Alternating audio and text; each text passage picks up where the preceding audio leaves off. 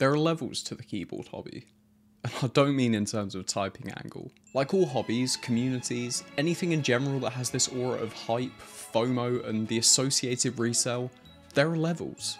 And obviously, this hobby is completely subjective, as is what I'm about to say for the remainder of this video. Like, the levels don't actually exist. You don't get a new achievement every time you get a new high score on monkey type. Well, I guess you get that little crown thing. So what do I actually mean then? Well, the hobby has this sense of improving, getting better, and overall learning more about the hobby. Like the Dunning-Kruger effect, when you first think you got to grips with what's going on, there is always another step. There's always another, oh, I bought 1.5 TX tabs for my 1.2 PCB problem. The deeper the dive and the more you learn, the more you realize you need to try out a whole load of different things and spend a whole load of money to really discover what your end game is. To break this down, we need to start from the top. The most expensive boards, the keycaps you paid $600 for on aftermarket, all the hype. Because in this hobby, more expensive doesn't necessarily mean it's better. This is a hobby that has an ever-changing S tier. We'll get into that in a little bit. But you can't just dive in head first with an expensive board, the switches that were most talked about on RMK, and super hyped keycaps and call it a day. Although this does look pretty damn fire, right? There is so much to learn when you're first getting into the hobby that just buying an expensive board and not taking the time to try out different switches, plate options, mounting styles, hell, even down to the good old ABS versus PBT keycaps debate, isn't going to arm you with enough experience to truly decide you found your end game. Now, I don't think this pay to win strategy is true for the majority of people who first get into the hobby, but it also leads to a nice point on the other end of the spectrum. That being, a cheaper case with a hot swap PCB is a great starting point to try out a bunch of switches, modifications, and plate materials. This hobby is one that takes a lot of time and money to really figure out your preferences, what you like in terms of sound, feel, and aesthetics. So the first level truly is take your time. This isn't a race. I know for sure some of these group buys ain't trying to win, so explore all the options out there that exist. You can't be big and loud in the vendor Discord group chat about MX Blacks on Alu if you haven't even considered any other configurations. And with that, I'm not saying diving right into the deep end is a bad idea, but even doing so, you can really understand what you like by trying out a number of different configurations within that specific build. This will really arm you with an idea of what you like in a board. And I also don't mean to imply that by buying one board, you necessarily have to buy another 20 to be a part of this hobby. Some people, arguably the more sane ones of us, only have one keyboard, and that is perfectly fine. But you did click on this video, so you care enough to actually think there's levels to this hobby, right? If we take it back to different configurations, that brings me to the first ascension quest on your keyboard journey: modifications.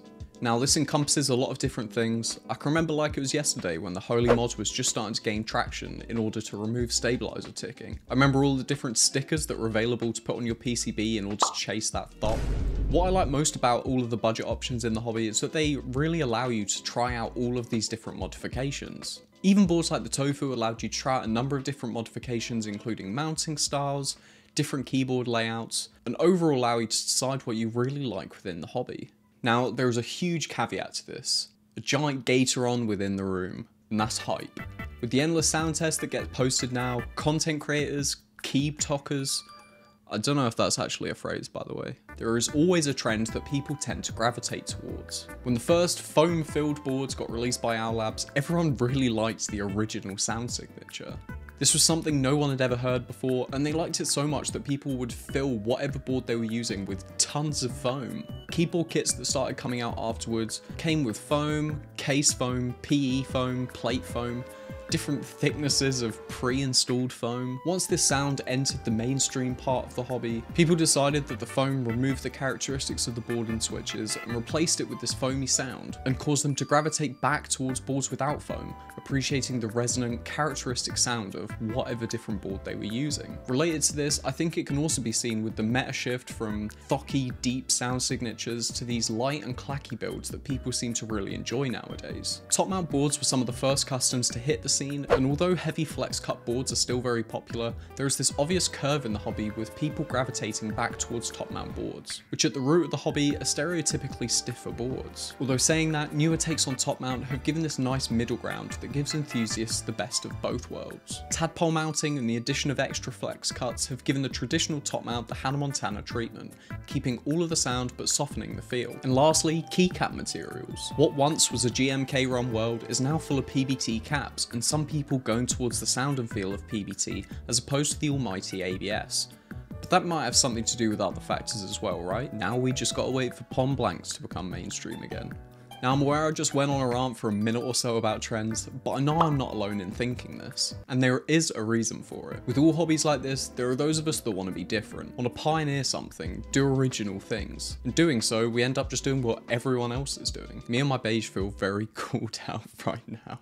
So saying that, explore the trends, explore the modifications, the mounting styles, the tried and true sound profiles that are so prevalent in the sound tests all over your explore page, and enjoy them to find out which one suits you best. And if you're like me and like slightly different things depending on the day, then that's a perfect excuse to spend all your hard-earned money on slightly different metal rectangles, right? So let's say you've done all the above. What's next? The final level is true refinement. Absolute certainty in your tastes within the hobby. Past the classic filming and break-in machines, some switches will require the springs to be swapped to better suit the tastes of the user.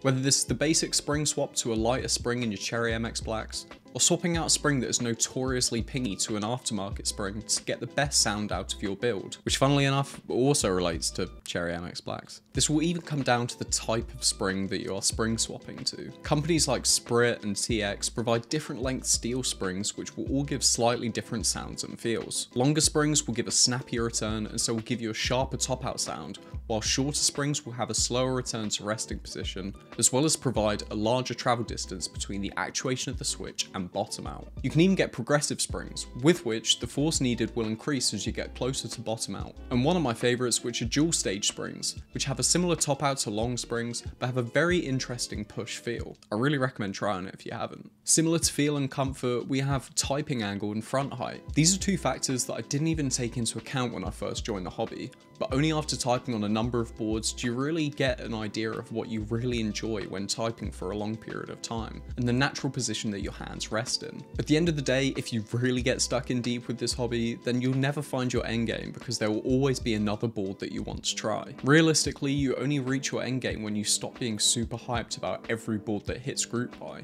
and when your hyperfixation on the hobby starts to dwindle. And that's okay too. The true endgame's the friends we made along the way, or something like that. No matter what board you have or what board you want to have, there'll be endless configurations from sound to feel to aesthetics, because a keyboard is the sum of all its individual parts, which all come together to give you whatever end result you're testing out to achieve. And let's be real, lubing, filming, spring swapping should not all be justified to use Cherry MX Blacks, right? The Cherry top out sound is too damn good.